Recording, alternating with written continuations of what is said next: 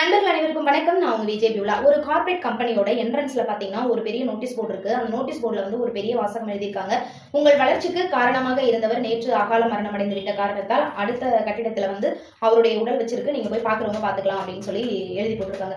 இதை பார்த்த எல்லாருக்கும் வந்து பாத்தீங்கன்னா பயங்கர ஷாக். யார் நம்ம வளர்ச்சிக்கு தடையா இருந்தா? ஒருவேளை அவரா இருக்குமோ, ஒருவேளை இவரா இருக்குமோ, நேத்து இவங்க நான் இந்த வேலை செய்யலன்னு திட்டினாங்க அவங்களா இருக்குமோ, இல்ல இவன் என் மேல ஒரு காண்ட்லே இருந்தா இவனா இருக்குமோன்னு சொல்லி இந்த மாதிரி பலவிதமான ஒரு கன்ஃபியூஷனோட எல்லாருமே அந்த அடுத்த பில்டிங்கை நோக்கி நகர்ந்துட்டு இருக்காங்க. இப்போ அப்படியே உள்ள நுழைய எல்லாருக்குள்ள ஒரு பதட்டம் இருக்கு. யாரு அந்த நபர் அப்படின்னு தெரிஞ்சுக்கணுங்கிற ஆர்வமும் இருக்கு. இப்ப எல்லாரும் போயிட்டாங்க.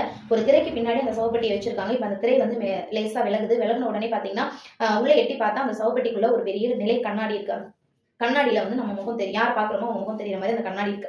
எல்லாருக்கும் ஷாக்கு. என்னடா நம்ம வளர்ச்சிக்கு தடையா இருக்கிறவங்க யாருன்னு பார்த்தா இங்க கண்ணாடி வச்சிருக்காங்களேன்னு சொல்லி ஷாக்கா பார்த்துட்டு இருக்கும் போதே அதுக்கு கீழே ஒரு வாசகம் எழுதியிருக்கு, உங்கள் வளர்ச்சிக்கு தடை வேற யாரும் இல்லை, நீங்க தான் அப்படின்னு சொல்லிட்டு. சோ நல்லதோ கெட்டதோ நமக்கு நடக்கக்கூடிய எல்லா விஷயத்துக்கும் நாம மட்டும்தான் காரணம். நமக்கு நடக்கக்கூடிய கெட்ட விஷயங்கள் அல்லது நெகட்டிவான விஷயங்கள்ல அப்செட் ஆகி டவுன் ஆகி நம்ம அப்படியே உட்காந்துட்டோம் அப்படின்னா கண்டிப்பா நம்மளால எந்த ஒரு நிகழ்வுலையும் முன்ன எடுத்து முயற்சி பண்ணி வெற்றி பெற முடியாது.